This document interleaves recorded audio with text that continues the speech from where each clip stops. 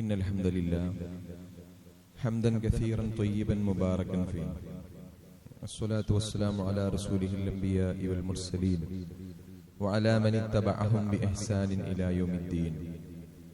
اللهم صل على محمد وعلى آل محمد كما صليت على إبراهيم وعلى آل إبراهيم إنك حميد مجيد. اللهم بارك على محمد وعلى آل محمد كما باركت على إبراهيم وعلى آل إبراهيم إنك حميد مجيد. أعوذ بالله من الشيطان الرجيم. يا أيها الذين آمنوا اتقوا الله حق تقاته ولا تموتن إلا وأنتم مسلمون. يا أيها الناس اتقوا ربكم الذي خلقكم من نفس واحدة وخلق منها زوجها وبث منهما رجالا كثيرا ونساء واتقوا الله الذي تساءلون به والأرحام إن الله كان عليكم رقيبا. بسم الله الرحمن الرحيم. أفرأيتم الماء الذي تشربون أأنتم أنزلتموه من المزن أم نحن المنزلون. رب اشرح لي صدري ويسر لي أمري واحلل عقدة من لساني يفقهوا قولي. إن أريد إلا الإصلاح ما استطعت وما توفيقي إلا بالله عليه توكلت وإليه أنيب. സ്നേഹാദരണീയരായ സത്യവിശ്വാസികളെ, ജീവിതത്തിന്റെ സകല സമയങ്ങളിലും പ്രപഞ്ചനാഥനും സർവനിയന്താവുമായ റബ്ബുൽ ആലമീനായ റഹ്മാനായ പടച്ചതമ്പുരാന്റെ കൽപ്പനാ നിർദ്ദേശങ്ങൾ അനുസരിച്ചുകൊണ്ട് ജീവിക്കണമേ എന്ന് ആമുഖമായി ഉണർത്തുകയാണ്, വസിയ്യത്ത് ചെയ്യുകയാണ്. അള്ളാഹുവിന്റെ ഇഷ്ടദാസന്മാരായിക്കൊണ്ട് മുത്തഖിയായി, മുഅ്മിനായി, മുവഹിദായി ജീവിച്ചു മരിക്കുവാൻ നാഥൻ നമുക്കെല്ലാം തൗഫീഖ് പ്രദാനം ചെയ്യുമാറാകട്ടെ. സൂറത്തുൽ വാഖിഅയുടെ ചില വചനങ്ങളിൽ അള്ളാഹു നമുക്ക് ചെയ്തു തന്ന പ്രത്യേകമായ ചില അനുഗ്രഹങ്ങളെ എടുത്തെടുത്ത് പറയുകയും അതുകൊണ്ട് നിങ്ങൾ അള്ളാഹുവിനോട് നന്ദി കാണിക്കേണ്ടതുണ്ട് എന്ന് ശക്തമായി ഉണർത്തുകയും ചെയ്യുന്നുണ്ട്. സൂറത്തുൽ വാഖിഅയിൽ മാത്രമല്ല, പല സൂറത്തുകളിലും പല സൂക്തങ്ങളിലായി വ്യത്യസ്ത കാര്യങ്ങളെ വ്യത്യസ്ത തലങ്ങളിൽ അല്ലാഹു സുബ്ഹാനഹു വ തആല ഇങ്ങനെ ഉണർത്തി ഓർമ്മിപ്പിക്കുന്നത് നമുക്ക് കാണാൻ കഴിയും. അഫറഅയ്തും മാ തുംനൂൻ, നിങ്ങൾ ശ്രവിക്കുന്ന ശുക്ലത്തെ പറ്റി നിങ്ങൾ ആലോചിച്ചു നോക്കിയിട്ടുണ്ടോ? അൻതും തഖ്ലുഖൂനഹു അം നഹ്നുൽ ഖാലിഖൂൻ, നിങ്ങളാണോ അത് സൃഷ്ടിച്ച് ഉണ്ടാക്കുന്നത്, അതല്ല നാമാണോ അതിന്റെ സൃഷ്ടികർത്താവ്? അവിടെ നിന്ന് അങ്ങനെ തുടങ്ങുന്ന കുറെ സൂക്തങ്ങൾ. അപ്പൊ ഇന്ദ്രിയത്തുള്ളി അത് കേവലം ഒരു ഇന്ദ്രിയത്തുള്ളി എന്നതിൽ ഒതുങ്ങാതെ അതൊരു മനുഷ്യ സൃഷ്ടിപ്പിന്റെ ആരംഭമായി അതിനെ കണക്കാക്കുകയും ആ തെറിച്ചു വീഴുന്ന ഒരു ഇന്ദ്രിയ കണത്തിൽ നിന്ന് എല്ലാത്തിനും കഴിവുള്ള, വ്യത്യസ്ത കഴിവുള്ള, വ്യത്യസ്ത തലങ്ങളിൽ ഉണർന്നും ഉയർന്നും പ്രവർത്തിക്കുന്ന ഒരു മനുഷ്യനെ സൃഷ്ടിച്ച് പടിപടിയായി വളർത്തി അള്ളാഹു ഒരു സൃഷ്ടിവർഗമായി എല്ലാ അനുകൂലനങ്ങളോടെയും കൂടെ ഇവിടെ ഉണ്ടാക്കുന്നു എന്നുള്ളത് ആലോചിച്ചു നോക്കുമ്പോൾ ഒരു അത്ഭുതമാണ്. തുടക്കം ആ ഒരു കണത്തിൽ നിന്നാണ് എന്നർത്ഥം. തൊട്ടുടനെ അള്ളാഹു സൂചിപ്പിക്കുന്നു, അഫറഅയ്തും മാ തഹ്റുസൂൻ, നിങ്ങൾ കൃഷി ചെയ്തുണ്ടാക്കുന്നതിനെ പറ്റി നിങ്ങൾ ആലോചിച്ചു നോക്കിയിട്ടുണ്ടോ? അഅൻതും തസ്റഊനഹു അം നഹ്നു സാരിഊൻ, നിങ്ങളാണോ അതിനെ മുളപ്പിച്ച് വളർത്തിയത്, അതല്ല നാമാണോ അതിനെ ഉണ്ടാക്കി തന്നത്? അപ്പൊ ശരിക്കും ഇങ്ങനെ ഒരു കമ്പാരിസൺ അല്ലെങ്കിൽ ഒരു ക്വസ്റ്റ്യൻ ആൻസർ നടത്തണം. ഓരോന്നിനെ എണ്ണി ഇങ്ങനെ പറഞ്ഞിട്ട് എല്ലാം പറയുന്നില്ല, പക്ഷെ ചിലതിനെ പറഞ്ഞ് അള്ള ചോദിക്കാണ്, നിങ്ങളാണോ അതുണ്ടാക്കിയത്, അതല്ല ഞാനാണോ? നിങ്ങളാണോ അത് ഇവിടെ ഉണ്ടാക്കിയത്, അതല്ല ഞാനാണോ? നാമാണോ ഉണ്ടാക്കിയത്? കൃഷി അല്ലെ, മനുഷ്യന്റെ നിലനിൽപ്പിന്റെ ഭാഗമായിട്ടുള്ള കൃഷി. ഒരു കാലത്ത് ഒരുപാട് ആളുകൾ സജീവമായിരുന്ന കൃഷിയിടങ്ങൾ. അപ്പോ അതിനെപ്പറ്റി ചോദിക്കുകയാണ്, നിങ്ങളിങ്ങനെ ആ പാടം അല്ലെങ്കിൽ അതിന്റെ സ്ഥലം കിളച്ച് മണ്ണിളക്കി എല്ലാം വൃത്തിയാക്കി തയ്യാറാക്കിക്കൊണ്ടിരിക്കുന്നു. നിങ്ങളതിനെ വിത്ത് പാകുന്നു, നിങ്ങളതിനെ നനച്ചു കൊടുക്കുന്നു. പക്ഷേ നിങ്ങളാണോ അതിനെ മുളപ്പിച്ച് വളർത്തുന്നവൻ, അതല്ല നാമാണോ? എന്നിട്ട് തൊട്ടടുത്ത ആയത്തിൽ അല്ലാഹു പറയാണ്, ലൗ നശാഉ ലജഅൽനാഹു ഹുതാമൻ ഫളൽതും തഫക്കഹൂൻ. നാം വിചാരിച്ചിരുന്നെങ്കിൽ അതിനെ നാം നുരുമ്പിച്ച് കളയാൻ അല്ലെങ്കിൽ ഒന്നുമല്ലാതാക്കി തീർക്കാൻ എനിക്ക് കഴിയുമായിരുന്നു.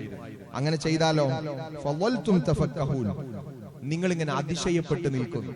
എന്ന് പറഞ്ഞാൽ വിളഞ്ഞു നിൽക്കുന്ന ഒരു പാടത്തെ വെറും തുരുമ്പാക്കി തീർക്കാൻ, അതിൽ നിന്ന് ലാഭമോ അതിൽ നിന്ന് ഫലമോ നിങ്ങൾക്ക് കിട്ടത്തക്ക രൂപത്തിൽ അങ്ങനെ അല്ലാതാക്കി തീർക്കാൻ അള്ളാഹ് വിചാരിച്ചാൽ കഴിയുമായിരുന്നു. അതിനെ തുരുമ്പാക്കി തീർത്താൽ നിങ്ങൾക്ക് എന്താ ചെയ്യാൻ പറ്റുള്ളൂ അറിയോ? ഫളൽതും തഫക്കഹൂൻ, അതിശയത്തോടെ എന്താ സംഭവിച്ചത് എന്ന് നോക്കിയിട്ട് ഇങ്ങനെ നിൽക്കാൻ. അതിനപ്പുറത്തേക്ക് നിങ്ങൾക്കൊന്നും ചെയ്യാൻ കഴിയൂല. ആ തുരുമ്പായി പോയതിന് അല്ലെങ്കിൽ വിള നശിച്ചു പോയതിനെ റീക്രിയേറ്റ് ചെയ്യാൻ പോലും നിങ്ങൾക്ക് അപ്പൊ പറ്റൂല. പിന്നെ അതിന്റെ അടുത്ത സമയത്ത് മണ്ണിളക്കി വിത്തിടാനും എന്താണോ മുൻപ് ചെയ്തത് അതുപോലെ ആ പ്രൊസീജിയറുകൾ ചെയ്തു തീർക്കുക എന്നല്ലാതെ അള്ളെങ്ങാനും അതിൽ നിന്ന് ഫലവർഗത്തെ നിങ്ങൾക്ക് നൽകാൻ ഉദ്ദേശിച്ചിട്ടില്ലെങ്കിൽ ഒന്നും ചെയ്യാൻ കഴിയൂല. അപ്പൊ ശക്തമായ ഉദാഹരണങ്ങളിലൂടെ നമ്മുടെ ചിന്താമണ്ഡലങ്ങളിലേക്ക് റബ്ബിന്റെ സൃഷ്ടി വൈഭവത്തെയും അള്ളാഹു നമുക്ക് ചെയ്തു തന്ന പല അനുഗ്രഹങ്ങളെ പറ്റിയും റബ്ബ് ഉണർത്തുകയാണ്. ഞാൻ ആമുഖമായി ഓതി വെച്ചത്, അഫറഅയ്തുമുൽ മാ അല്ലദീ തശ്റബൂൻ, നിങ്ങൾ കുടിക്കുന്ന വെള്ളം. പള്ളിയിലേക്ക് കയറിയപ്പോൾ പോലും ചിലപ്പോൾ നമ്മൾ കുടിച്ചിട്ടുണ്ടാവും, വീട്ടിൽ നിന്ന് ഇറങ്ങിയപ്പോൾ നമ്മൾ കുടിച്ചിട്ടുണ്ടാവും, പക്ഷെ ആലോചിക്കണില്ല. അഫറഅയ്തുമുൽ മാ അല്ലദീ തശ്റബൂൻ, കുടിക്കുന്ന വെള്ളത്തെ പറ്റി എപ്പോഴെങ്കിലും ആലോചിച്ച് നോക്കിയിട്ടുണ്ടാവും? അഅൻതും അൻസൽതുമൂഹു മിനൽ മുസ്നി അം നഹ്നുൽ മുൻസിലൂൻ, മഴമേഘങ്ങളിൽ നിന്ന് മഴയായി നിങ്ങളിലേക്ക് അതിനെ വർഷിപ്പിച്ച് തന്നത് നിങ്ങൾ തന്നെയാണോ, അതല്ല നാമാണോ? നിങ്ങളാണോ, അതല്ല നാമാണോ? എന്നിട്ട് അതിന്റെ തുടർച്ചയായിട്ട് റബ്ബ് പറയണേ, ലൗ നശാഉ ലജഅൽനാഹു ഉജാജൻ ഫലൗലാ തഷ്കുറൂൻ, നാം എങ്ങാനും ഉദ്ദേശിച്ചിരുന്നെങ്കിൽ ദുസ്വാദുള്ള ഉപ്പുവെള്ളമാക്കി അതിനെ നിങ്ങളിലേക്ക് നൽകാമായിരുന്നു. ഫലൗലാ തഷ്കുറൂൻ, എന്താ നിങ്ങൾ നന്ദി കാണിക്കാത്തെ? ഏറ്റവും അധികം വെള്ളം അല്ലെ നീരാവിയായിട്ട് മുകളിലേക്ക് ഉയരുന്നത് കുളത്തൊന്നും കിണറൊന്നുമല്ലല്ലോ, അത് സമുദ്രത്തിൽ നിന്ന് തന്നെയാണ്. സൂര്യന്റെ ചൂടേറ്റില്ലേ മഴ എങ്ങനെ ഉണ്ടാകുന്നത് കുട്ടികളോട് ചോദിച്ചാൽ അവരതിന്റെ പ്രോസസ് ഇങ്ങനെ പറഞ്ഞു തരും. ശാസ്ത്രം പഠിക്കാൻ നമുക്കൊക്കെ അറിയാം. അപ്പോ കടൽ വെള്ളത്തിന്റെ രുചി എന്താന്ന് നമുക്കറിയാലോ, അത് ദുസ്വാദുള്ള ഉപ്പുജലമാണ്. ഇവിടെ ടേസ്റ്റ് ചെയ്താൽ ഇവിടേക്ക് ഇറക്കാൻ നമുക്ക് തോന്നാത്ത ഉപ്പുജലമാണ്. അള്ള ഉദ്ദേശിച്ചിരുന്നെങ്കിലേ ഇങ്ങനെ കൊണ്ടുപോയ ആ വെള്ളത്തെ അതുപോലെ തന്നെ ആ ടേസ്റ്റോടെ ഉജാജൻ അങ്ങനെ തിരിച്ചു തരാൻ അള്ളാഹ്ക്ക് കഴിയാഞ്ഞിട്ടോ അറിയാഞ്ഞിട്ടോ അല്ല. ഫലൗലാ തഷ്കുറൂൻ, എന്നിട്ടും എന്താ നിങ്ങൾ നന്ദി കാണിക്കാത്തത് എന്ന് ചോദിക്കുകയാണ്. അഫറഅയ്തുമുൻ നാറല്ലതീ തൂറൂൻ, നിങ്ങൾ ഉരസി കത്തിക്കുന്ന തീയിനെ പറ്റി നിങ്ങൾ ആലോചിച്ച് നോക്കിയിട്ടുണ്ടോ? അഅൻതും അൻശഅതും ശജറതഹാ അം നഹ്നുൽ മുൻശിഊൻ, അത് ഉരസി കത്തിക്കാനുള്ള വിറകിനെ മരങ്ങളെ ഇവിടെ ഉണ്ടാക്കി തീർത്തത് നിങ്ങളാണോ, അതല്ല നാമാണോ? നഹ്നു ജഅൽനാഹാ തദ്കിറതൻ, നാം അതിനെ ഒരു ചിന്താ വിഷയമാക്കി ഇവിടെ വെച്ചിട്ടുണ്ട്. ശരിക്കും നിങ്ങൾക്ക് ആലോചിക്കാൻ വേണ്ടിയിട്ട് നഹ്നു ജഅൽനാഹു തദ്കിറതൻ, ഒരു ചിന്താ വിഷയമായിട്ട് തന്നെ പഠിക്കാൻ മാത്രം ഉണ്ട് അല്ലാഹ് അതിനെ വെച്ചിട്ടുണ്ട്. പിന്നെയോ വമതാഅൻ ലിൽ മുഖ്വീൻ, ദരിദ്രരായ സഞ്ചാരികൾക്ക് ഒരു ജീവിത സൗകര്യവുമാണത് അല്ലേ? ആലോചിച്ച് മനസ്സിലാക്കേണ്ടവർക്ക് അങ്ങനെ. ഇനി ദീർഘമായി സഞ്ചരിക്കുന്ന ആളുകൾക്ക് ഇങ്ങനെ മരങ്ങൾ കാണുമ്പോൾ ഒരു വിശ്രമ കേന്ദ്രം, അങ്ങനെയുള്ള സഞ്ചാരികൾക്ക് അതൊരു വിശ്രമവുമാണ്. രണ്ട് നന്മകളെ എടുത്തു പറഞ്ഞുകൊണ്ട് പടച്ചോൻ പറയാണ്, അതിനെപ്പറ്റി നിങ്ങൾക്ക് ആലോചിക്കാനുണ്ട്.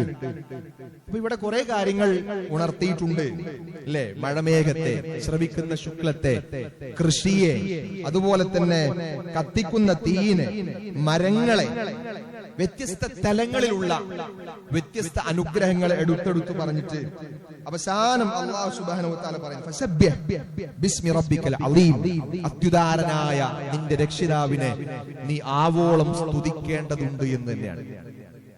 പ്രിയപ്പെട്ടവരെ, ഈ എണ്ണിയതും എണ്ണാത്തതുമായിട്ടുള്ള എണ്ണമറ്റ അനുഗ്രഹങ്ങൾ അതിനെപ്പോഴും നമ്മൾ ഓർക്കണം.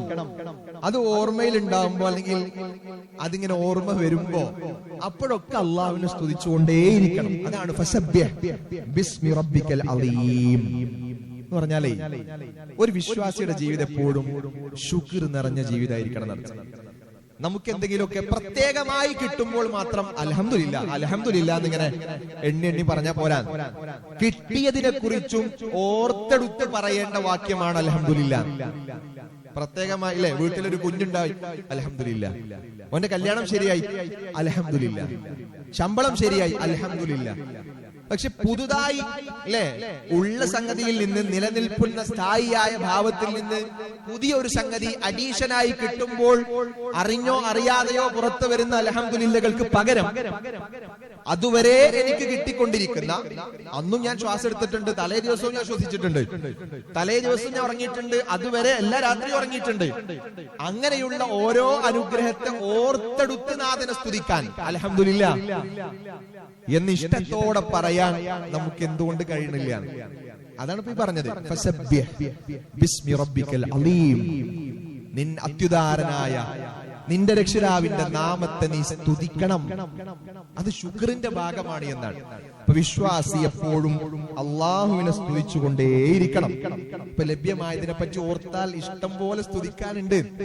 ശരീരത്തിലേക്ക് നോക്കാൻ പറഞ്ഞില്ലേ, ചുറ്റുപാടിലേക്ക് നോക്കാൻ പറഞ്ഞില്ലേ, ചില മൃഗത്തെ, ചില സാഹചര്യത്തെ, ആകാശത്തെ, പർവ്വതത്തെ, പലതിനെയും പല സ്ഥലങ്ങളിലായി ഖുർആൻ എടുത്ത് എണ്ണി പറഞ്ഞെന്നില്ലേ? ആലോചിക്കാനും ചിന്തിക്കാനും ശുക്ർ കാണിക്കാനും അങ്ങനെ കുറെ ആയത്തുകൾ. പ്രിയപ്പെട്ടവരെ, ഇതിനർത്ഥം പലതിനെപ്പറ്റി ആലോചിച്ചാലും വേണ്ട. ഇനിയോ സ്വന്തം ശരീരത്തെ തന്നെ പറ്റി ആലോചിച്ചാൽ നിങ്ങൾക്ക് അള്ളാഹുവിനെ ഓർക്കാൻ, ശുക്ർ കാണിക്കാൻ എമ്പാടുമുണ്ട് എന്നാണ്.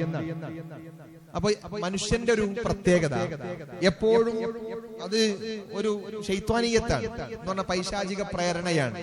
വസ്വാസ് ഉണ്ടാക്കിക്കൊണ്ട് നമ്മളിങ്ങനെ പിശാചിങ്ങനെ ഓരോന്ന് തോന്നിപ്പിക്കും. എന്താണ് ആ തോന്നലറിയോ? നിനക്ക് ഇന്നതൊന്നും ഇല്ലല്ലോ, നിന്നേക്കാൾ അനുഗ്രഹമുള്ള, നിന്നേക്കാൾ സൗകര്യങ്ങളുള്ള, നിന്നേക്കാൾ വിശാലതയുള്ള എത്ര ആളുകളാണ് അപ്പുറത്തും ഇപ്പുറത്തായിട്ടൊക്കെ ജീവിക്കുന്നത്. അവർ സഞ്ചരിക്കുന്ന കാറുകൾ നോക്ക്, അവർ താമസിക്കുന്ന വീടുകൾ നോക്ക്, അവർ കഴിക്കുന്ന ഭക്ഷണത്തെ നോക്ക്, അവർ യാത്ര പോകുന്ന സ്ഥലത്തെ നോക്ക്, അവർക്ക് കിട്ടുന്ന സാമ്പത്തിക ശേഷിയും സാലറിയും നോക്ക്. അപ്പൊ നമുക്ക് ഇങ്ങനെ നിരാശ വരും അല്ലെ? എനിക്കതൊന്നും ഇല്ലല്ലോ, എനിക്കതില്ലല്ലോ, എനിക്ക് ഇതില്ലല്ലോ, ഇതില്ലല്ലോ. ഇല്ലായ്മകളെ കുറിച്ച് നമ്മളെങ്ങനെ എപ്പോഴും അതിൽ ചുറ്റപ്പെട്ട് നിർത്താൻ ശൈത്വാൻ നമ്മുടെ മനസ്സിൽ തോന്നലുണ്ടാക്കും. അപ്പൊ എന്താ സംഭവിക്കുക? നിരാശ വർദ്ധിക്കുകയും ചെയ്യും, ഉള്ളതിനെ എടുത്തു പറയാൻ നമ്മൾ മറക്കുകയും ചെയ്യും. അങ്ങനത്തെ ഒരു അവസ്ഥ വിശ്വാസിക്ക് ഉണ്ടാൻ പറ്റില്ല. റസൂൽ സ്വല്ലല്ലാഹു അലൈഹി വസല്ലം പറഞ്ഞല്ലോ, വളരെ കൃത്യമാണത്. ഉൻദുറു ഇലാ അസ്ഫലിൻ മിൻകും, നമ്മളെക്കാൾ താഴ്ന്നവരിലേക്ക് എപ്പോഴും നോക്കാൻ പറഞ്ഞല്ലോ. അപ്പൊ നമുക്ക് കിട്ടുന്ന ഒരു സമാധാനമുണ്ട്. മലയാളികളുടെ ഒരു സ്വഭാവമായിട്ട് തമാശക്ക് പറയാറുണ്ട്, സ്വന്തം വീട്ടിൽ കറണ്ട് പോയ എന്താ ചെയ്യാൻ? ഒന്നും ചെയ്യാൻ അടുത്ത വീട്ടിലേക്ക് നോക്കുന്നതാണ്. അടുത്ത വീട്ടിൽ കറണ്ട് ഇല്ലെങ്കിലോ പ്രശ്നമില്ല, അപ്പൊ സമാധാനമായിട്ട് ഇരിക്കുന്നതാണ്. കാരണം അവിടെ ഇല്ലല്ലോ. അപ്പൊ ഒരാൾക്ക് ഇല്ലാത്തത് കാണുമ്പോ നമുക്ക് കിട്ടുന്ന ഒരു സമാധാനമുണ്ട്. ഈ ഹദീസിന്റെ സാരം ശരിക്കും നമ്മൾ മനസ്സിലാക്കേണ്ടത് അങ്ങനെയാണ്. അങ്ങനെങ്കിലും സമാധാനിക്കും, അങ്ങനെങ്കിലും ശുക്ർ കാണിക്കും. ഇല്ലാത്തവനെ കാണുമ്പോൾ പടച്ചോനെ അവനേക്കാൾ എനിക്കുണ്ടല്ലോ എന്നോർക്കാൻ, അതൊരു പോസിറ്റീവ് മെന്റാലിറ്റിയാണ്. ചെറിയതാണെങ്കിൽ ചെറിയതൊന്നും എനിക്കുണ്ടല്ലോ. നമ്മൾ എന്തിനാ ഈ വലിയവരിലേക്ക് നോക്കിയിട്ട് പ്രയാസപ്പെടുന്ന? പ്രിയപ്പെട്ടവരെ, അവരെക്കാൾ വലിയവരെ നോക്കി ചിലപ്പോ അവരും പ്രയാസപ്പെടുന്നുണ്ടാവും. അപ്പൊ നമ്മളെക്കാൾ താഴ്ന്നവരിലേക്ക് നോക്കിയാൽ കുറച്ചൊരു ആശ്വാസം, ഒരു സമാധാനം നമുക്ക് ഉണ്ടാകും. വളരെ സൈക്കോളജിക്കൽ അപ്രോച്ചാണ് റസൂൽ കരീം സ്വല്ലല്ലാഹു അലൈഹി വസല്ലം നടത്തിയത്. നിങ്ങൾ എപ്പോഴും വിഷമം വരുമ്പോ, സങ്കടം വരുമ്പോ അല്ലെ, എന്താണ് എനിക്ക് ഇല്ലല്ലോ എന്നാണ് നമ്മുടെ ചിന്ത എന്നുണ്ടെങ്കിൽ അത്രയും ഇല്ലാത്തവരിലേക്ക് നോക്കാൻ അത് വല്ലാത്തൊരു ആശ്വാസം നമുക്ക് കൊണ്ടുതരും എന്നാണ്. അപ്പോ നമുക്ക് കിട്ടിയ അനുഗ്രഹങ്ങളെ പറ്റി ആലോചിച്ചാൽ എന്താണ് ഗുണം? അല്ലാഹു സുബ്ഹാനഹു വ തആല പറയാണ്, വഇൻ തഅذന റബ്ബുക്കും വഇൻ തഅذന റബ്ബുക്കും ലഇൻ ശകർതും ലഅസീദന്നകും വലഇൻ കഫർതും ഇൻ അദാബി ലശദീദ്. ഈ ഒരൊറ്റ സംഗതി നമ്മൾ മനസ്സിലാക്കിയാൽ മതി. അല്ലാഹു സുബ്ഹാനഹു വ തആല പ്രഖ്യാപിച്ചിരിക്കുകയാണെന്നാണ്. എന്താണെന്നറിയോ? ഉള്ളതിനെ പറ്റി ഓർക്കുകയും ഉള്ളതിൽ നന്ദി കാണിക്കുകയും ചെയ്താൽ ലഅസീദന്നകും, അല്ലാഹു നിങ്ങൾക്ക് വർദ്ധിപ്പിച്ചു നൽകുന്നതാണ്. പ്രിയപ്പെട്ടവരെ, ഉള്ളതിനെ ഓർത്തെടുത്ത് ശുക്ർ കാണിച്ചാൽ അല്ലാഹു എന്ത് ചെയ്യും? നമുക്ക് വീണ്ടും വീണ്ടും വർദ്ധിപ്പിച്ചു തരും. വലഇൻ കഫർതും, ഇനി അതല്ല നിഷേധിക്കാനാണ് ഭാവമുണ്ടെങ്കിൽ, ഉള്ളതിലൊരു തൃപ്തിയില്ല, അതിനെ നിഷേധിച്ചുകൊണ്ട് അങ്ങനെ പോവുക, ഇല്ലാത്തതിനെ പറ്റി ആലോചിക്കുക, വേവലാതിപ്പെടുക, ശുക്റുമില്ല, സ്മരണയുമില്ല. അപ്പൊ എന്താ അവരെ പറ്റി പറഞ്ഞറിയോ? ഇന്ന അദാബി ലശദീദ്, എന്റെ ശിക്ഷ അതികഠിനമാണ് കേട്ടോ. അതിന് അണ്ടർസ്റ്റുഡ് ആണ് എന്ത് അവർക്ക് ശിക്ഷയാണുള്ളത്. അപ്പൊ ഓർത്തെടുത്ത് ശുക്ർ കാണിച്ചാൽ വീണ്ടും വീണ്ടും തരാൻ അല്ലാഹ് റെഡിയാണ്. നിഷേധമാണ്, സ്മരിക്കാതിരിക്കലാണ്, ഓർക്കാതിരിക്കലാണ് നമ്മുടെ ഭാവം എന്നുണ്ടെങ്കിൽ അള്ളാഹുവിന്റെ ശിക്ഷയും ഉറപ്പാണ്. അപ്പൊ ബുദ്ധിയുള്ള വിശ്വാസി ചെയ്യേണ്ടത് വളരെ ഈസി മെത്തേഡാണ്. കിട്ടിയതിനെ പറ്റി ഓർത്തെടുക്കുക, ഉള്ളതിൽ നന്ദിയുള്ളവരാവുക, ശുക്ർ കാണിക്കുക. മാ യഫ്അലുല്ലാഹു ബിഅദാബികും ഇൻ ശകർതും വആമൻതും വകാന അല്ലാഹു ശാകിറൻ അലീമ. സൂറത്തുൻ നിസാഇന്റെ 147-ാമത്തെ വചനം.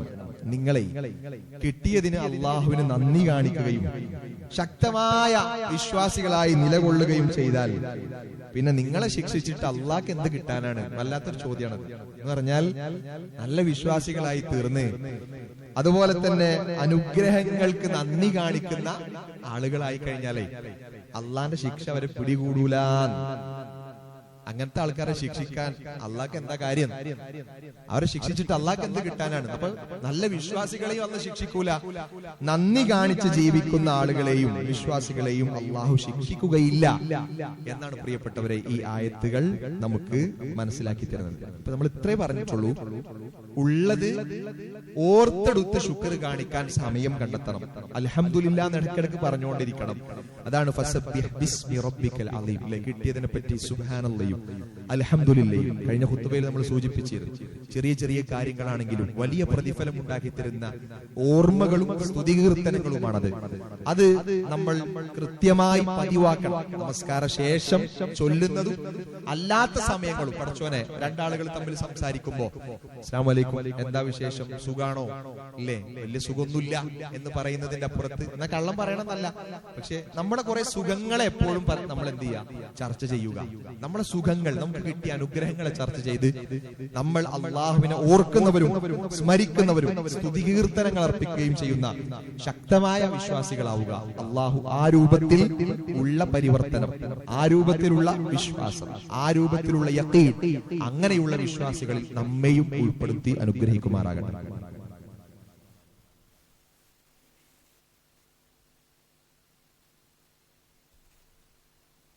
إن الحمد لله حمدا كثيرا طيبا مباركا فيه الصلاة والسلام على رسول الأمين وعلى آله وصحبه أجمعين أما بعد أوصيكم وإياي ثانيا بتقوى الله.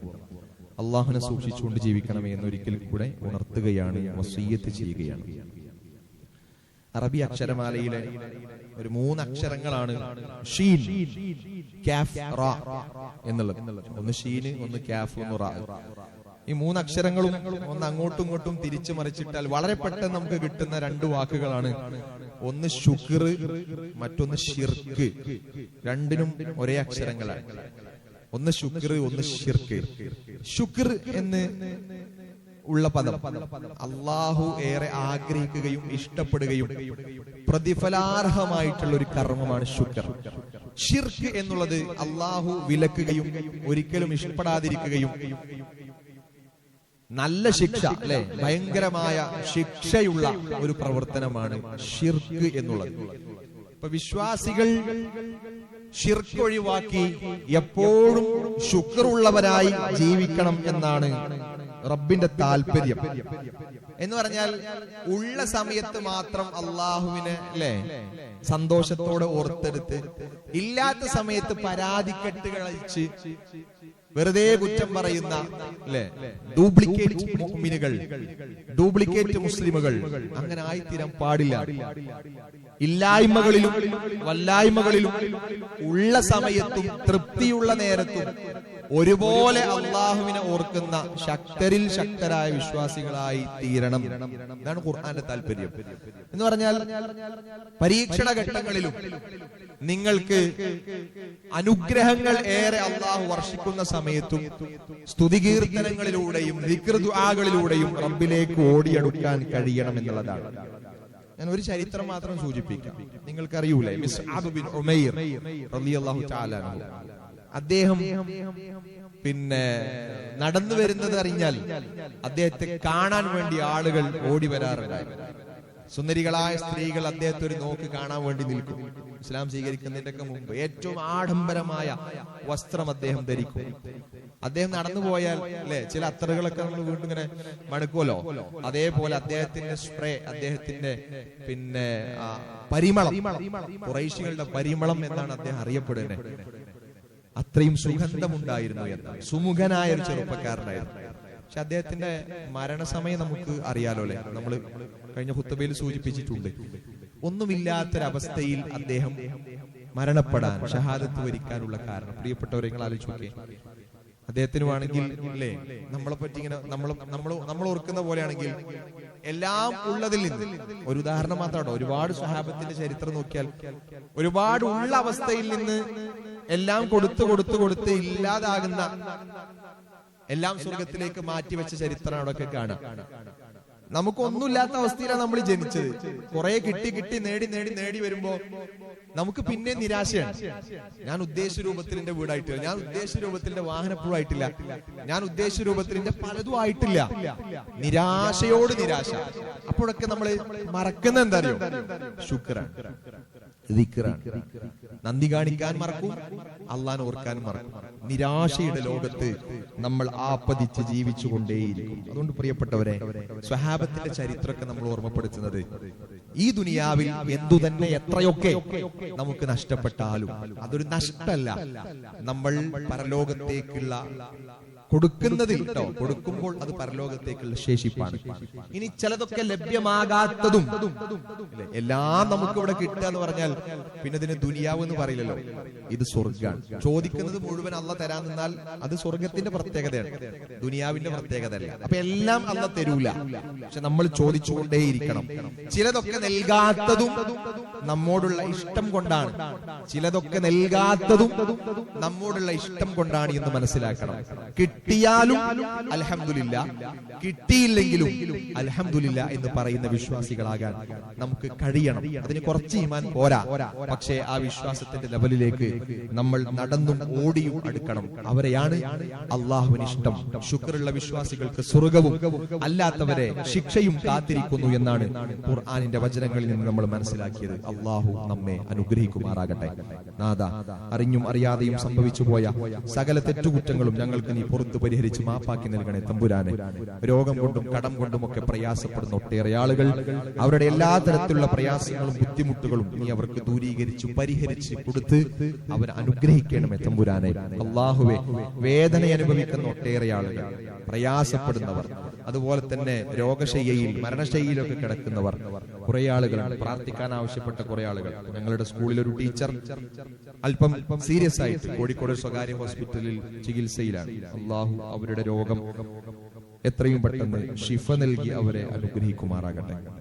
അങ്ങനെ കുറെ ആളുകൾ, നമ്മുടെ ബന്ധുമിത്രാദികൾ, ഗുരുജനങ്ങൾ, അയൽവാസികൾ, നമ്മുടെ വീട്ടിലുള്ളവർ, നമ്മുടെ നാട്ടിലുള്ളവർ, അള്ളാഹുവേ, എന്താണോ അവർക്ക് ഖൈർ, ആ ഖൈറിനെ എത്രയും പെട്ടെന്ന് നീ അവർക്ക് പ്രദാനം ചെയ്യണമേ തമ്പുരാനെ.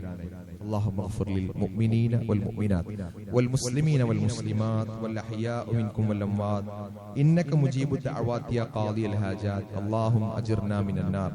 اللهم أجرنا ووالدينا من النار ربنا هب لنا من أزواجنا وذرياتنا قرة أعين واجعلنا للمتقين إماما ربنا اصرف عنا عذاب جهنم إن عذابها كان غراما إنها ساءت مستقرا ومقاما ربنا تقبل منا إنك أنت السميع العليم وتب علينا إنك أنت التواب الرحيم ربنا آتنا في الدنيا حسنة وفي الآخرة حسنة وقنا عذاب النار آمين آمين وبرحمتك يا أرحم الراحمين والحمد لله